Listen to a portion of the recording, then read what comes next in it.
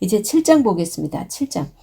7장에서는 하나님께서 다윗에게 영원한 왕권을 약속하십니다. 다윗이 성전을 짓기로 마음먹은 그래서 이제 하나님께 구하기도 하죠. 그런데 하나님께서 그 성전 건축을 허락지 않잖아요. 그 나단의 말에서 보면 아직까지는 아니라는 거죠. 하나님 보실 때. 진짜 그래서 성전은 솔로몬 때의 그 성전 건축이 이루어집니다.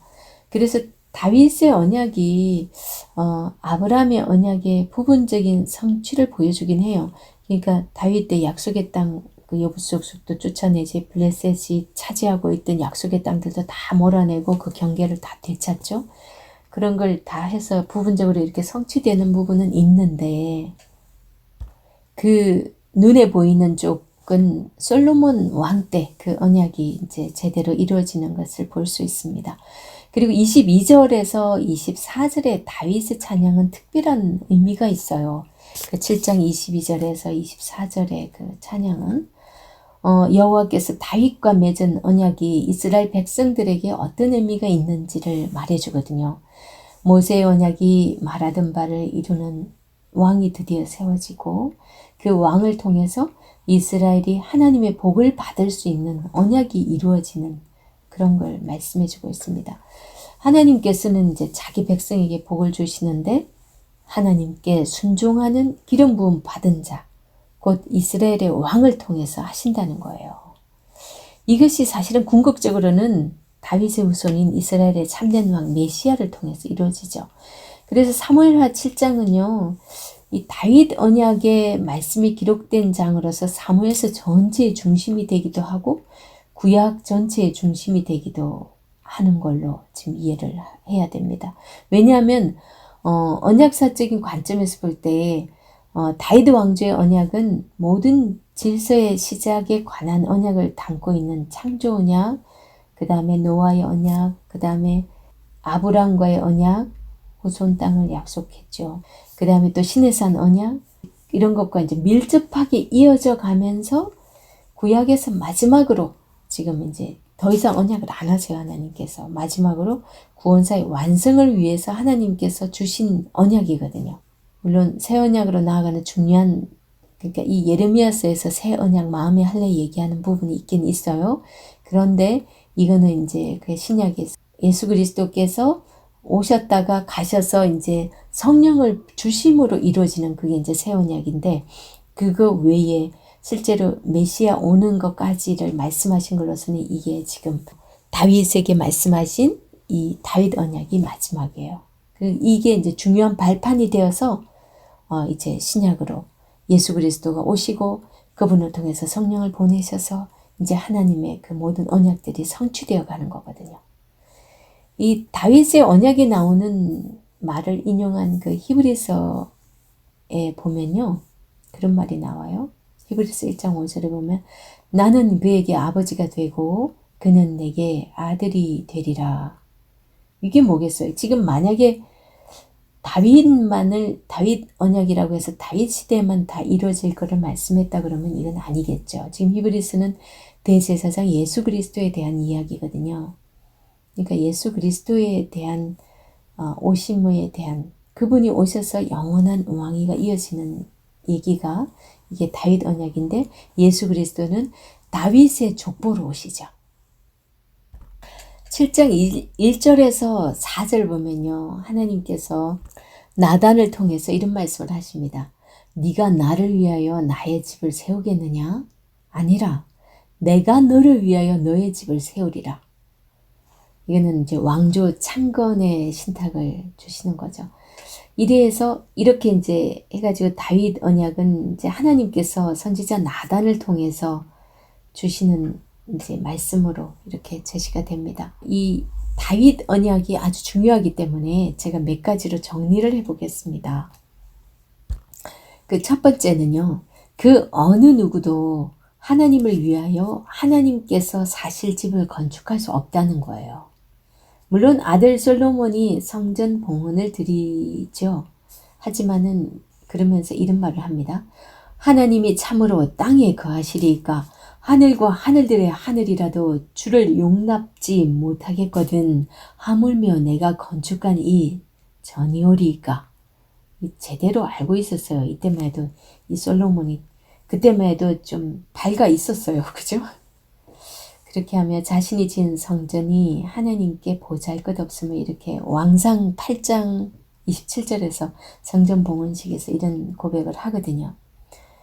그래서 그 누구도 하나님의 사실 집은 우리 인간으로서는 지을 수 없다는 거죠. 우리가 오늘날의 그 성전 생각하게 됩니다. 그죠?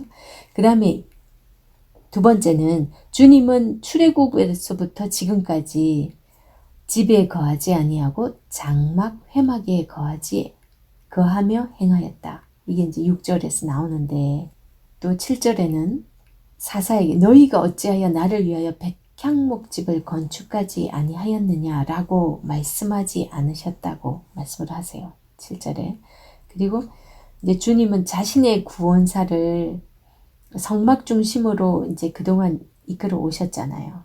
근데 이제 이방 나라들과 달리 성전이 없어서 한 번도 섭섭한 적이 없다는 거예요. 그러니까 지금 왜 이 얘기 하겠어요?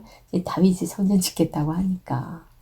그러니까 지금 하나님이 필요할 때 되면 내가 알아서 건하니까 니는 아니다 이건 거예요. 그러면서 세 번째, 그럼에도 자신을 위해서 성전을 짓고자 한 다윗을 하나님은 기뻐하셨어요. 그래서 그에게 임마누엘의 약속, 이제 9절에서 임마누엘의 약속, 내가 너의 이름을 위대하게 해주겠다라고 또 약속을 해줍니다. 그러면서 평화의 통치를 이룰 수 있도록 또 돕겠다라고까지 약속을 합니다. 이제 이거는 10절, 11절, 9절에서 11절까지. 그래서 다윗은 주님의 집을 지으려고 했지만 오히려 여호와가 다윗의 집을 지어주실 거라고 11절 하반절에서 이렇게 말씀을 합니다. 여기서 집은 왕조를 의미하는 거죠. 내가 너 집 짓겠다는 건 네 왕조를, 그러니까 다윗 왕조를 통해서 예수 그리스도까지 영원히 이어질 거를 이제 말씀하시는 거죠. 물론 하나님께서 예수 그리스도를 굳이 다윗 왕조, 다윗 마음에 안 들면 그 사람을 통해서 안 할 수도 있어요. 하지만 이제 다윗에게 이렇게 언약을 하신 것 때문에 그 계보로 오시게 합니다. 그 다음 다섯 번째, 이 다윗 언약에 또 하나님이 하시는 메시지, 다윗 언약에서 하나님과 다윗 후손의 관계는 부자 관계로 수립이 됩니다. 그죠? 나는 그 아비가 되고 그는 내 아들이 되리니 그렇게 말씀을 했잖아요. 14절 상반절에서 그렇게 말합니다. 이리하여서 다윗의 후손은 하나님의 아들로 입양되면서 언약 관계가 맺게 됩니다. 우리도 하나님의 아들로 입양이 된 거죠. 그죠? 그래서 우리도 영원히 하나님 나라에 함께 할 수 있습니다. 그 다음 여섯 번째가 주님께서는 이제 다윗의 후손들과 무조건적인 언약을 맺으실 것이라고 합니다. 14절 하반절에서 15절 읽어봅니다. 만일 죄를 범하면 내가 사람 막대기와 인생 채찍으로 징계하려니와 내가 네 앞에서 패한 사울에게서 내 은총을 빼앗은 것 같이 그에게서는 빼앗지 아니하리라. 정말 감사하죠. 이 언약 때문에 우리가 지금 오늘까지 살아남을 수 있는 것 같아요.